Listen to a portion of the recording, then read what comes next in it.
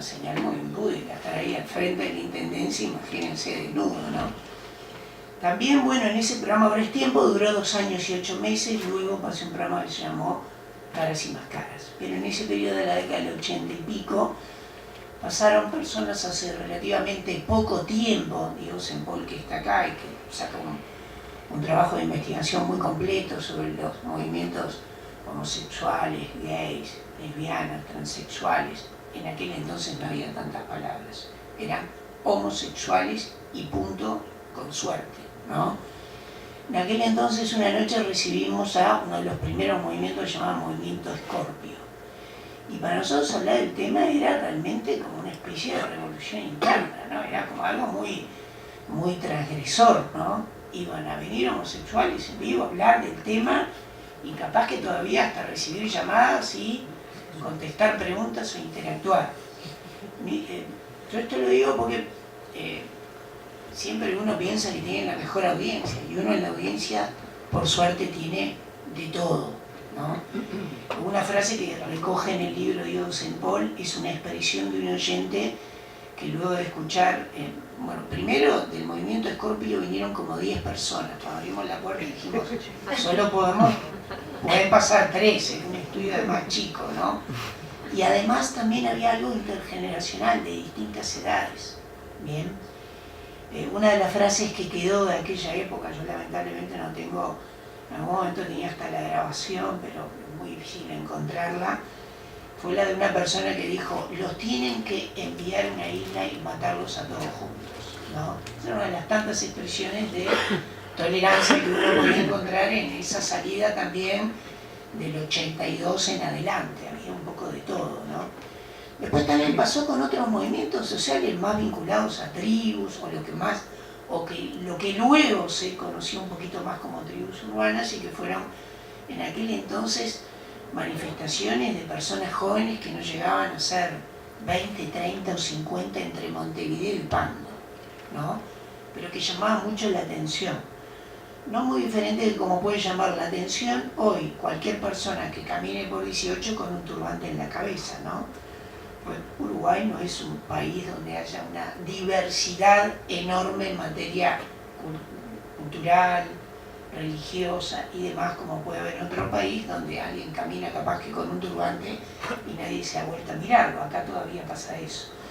Bueno, hicimos en algún momento, esto me pareció importante más allá de quienes puedan estar presentes, compartirlo por también algunos otros paneles que algo he seguido, ¿no? Sobre el movimiento punk en Uruguay. No había un movimiento punk, había 70 personas entre Montevideo y Pando que seguían a los estómagos, a los traidores, ¿no?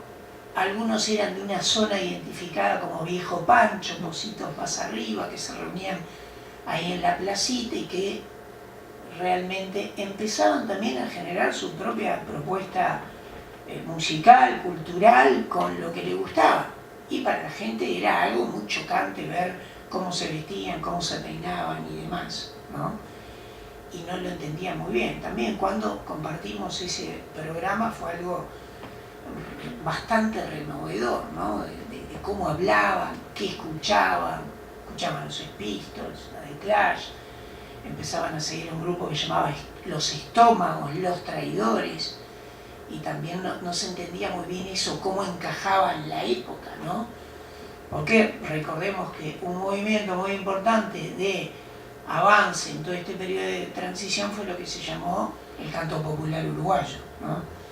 Yo llegué a hacer un debate en una oportunidad que fue un debate muy lindo, muy interesante, entre Gerardo Sotelo, que escribía en el semanario Aquí de música, y Jorge Bonaldi, que era integrante de los que iban cantando, porque Sotelo estaba a favor de lo que se llamaba el rock uruguayo, rock nacional, que era todo un tema de debate si era rock nacional o uruguayo, si era rock, o si era una expresión imperialista, y Bonaldi, que estaba en contra de justamente esa expresión de rock uruguayo, ¿no? También hicimos más de un debate.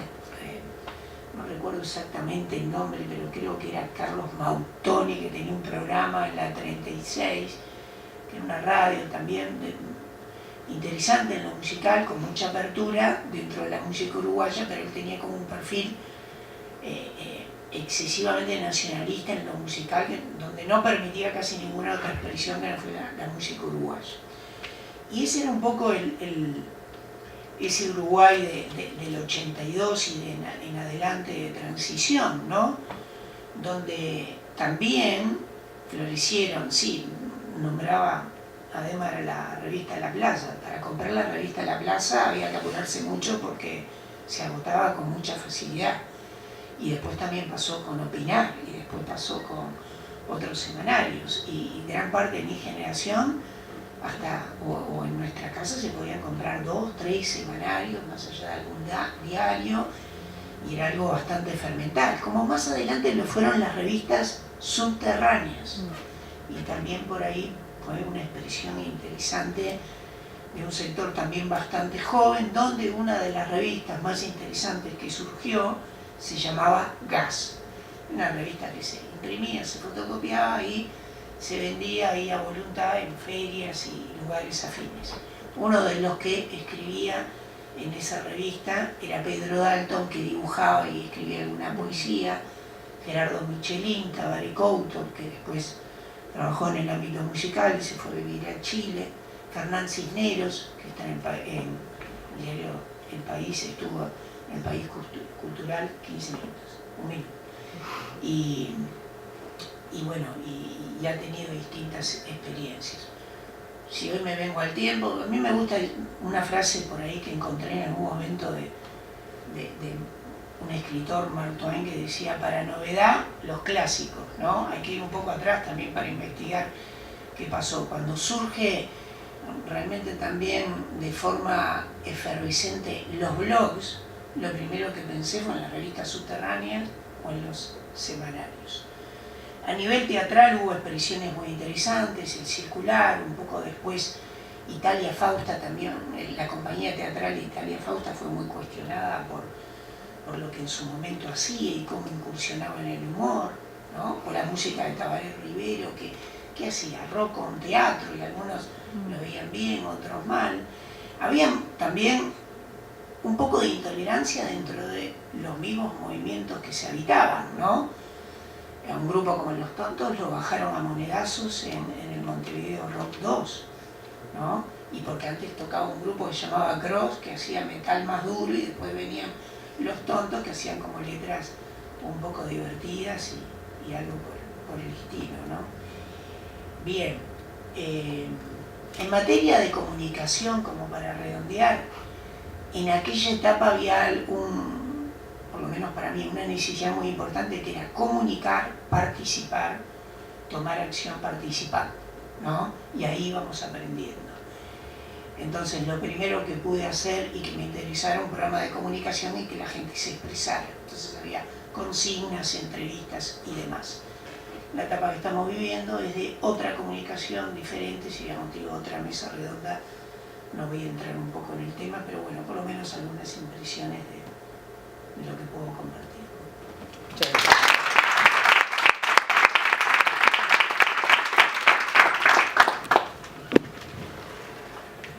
La intención de esta mesa era un poco, digamos, recuperar una dimensión que en general nos parecía que quedaba un poco olvidada en la transición.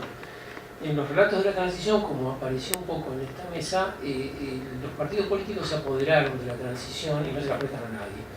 Entonces se asumen como protagonistas, se relatan como los auténticos forjadores de ese proceso, y se muestran entonces como los capacitados como para cobrar el beneficio que eso representa. En buena medida es verdad, pero no es toda la verdad.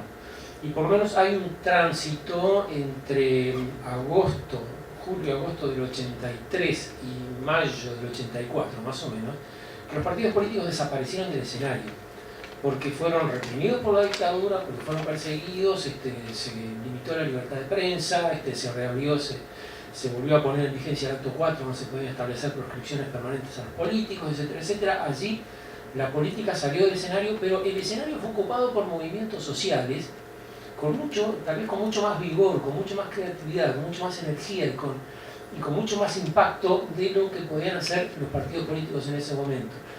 fue en agosto del 83 cuando se produce ese cierre de la actividad política, ese momento del ayuno de las iglesias. Luego viene la movida de ASEP, concretamente la Semana del Estudiante. Después empieza, digamos, los partidos a tratar de buscar alguna forma de movilización y van a hacer el acto del obelisco, que es político pero también social. Si uno mira el acto del obelisco, el 75%, el 80% de las personas que están ahí no forman parte de partidos políticos, sino que están en representación de movimientos sociales.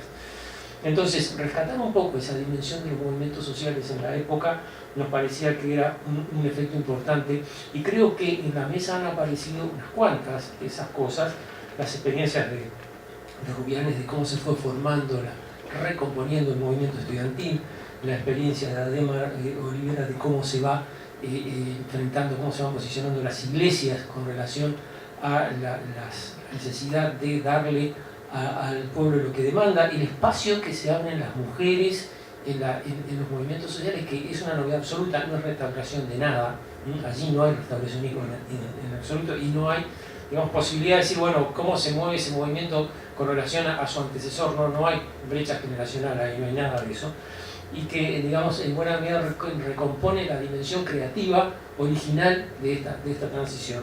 Y después lo que nos comentaba Gustavo, yo quiero decir mi experiencia personal. Para mí la voz de Gustavo era justamente la materialización de la transición, es decir, una voz tan poco convencional para lo que era la radio en la época. Es decir, yo estaba acostumbrado a escuchar a Rubén Castillo, a Negra Araujo, y la voz ronquilla de Gustavo me sonaba rarísima.